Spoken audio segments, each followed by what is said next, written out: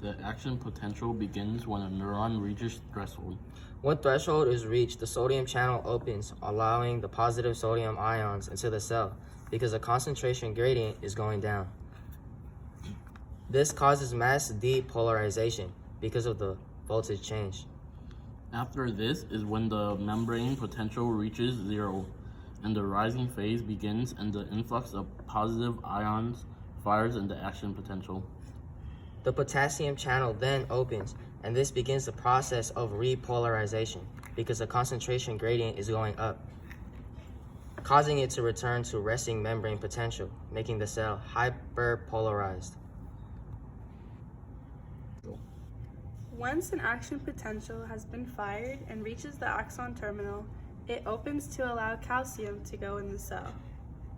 After the calcium channels get activated, the calcium ions flow in because of a higher concentration gradient on the outside.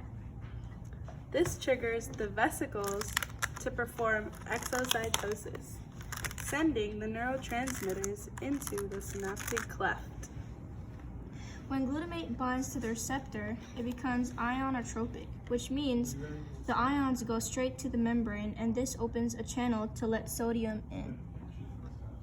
When GABA binds to the receptor, it becomes metabotropic, which means the ions go indirectly to the membrane. The G protein then sending a signal to the chloride channel to open, making the cell negative. This leads to the neurotransmitter to either being recycled and used to do this process again, or being eaten by the degrading enzyme. To start, 3 sodium ions bind to the sodium-potassium pump.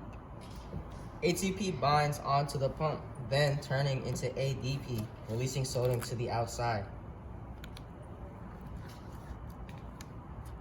After, 2 potassium ions bind to the pump from the outside, taking the ADP off and releasing 2 potassium ions to the inside. This is important because this process makes the cell more negative and creates the concentration gradients for the potassium and sodium. And when the cell is negative, it triggers the potassium to go out of the potassium leak channel.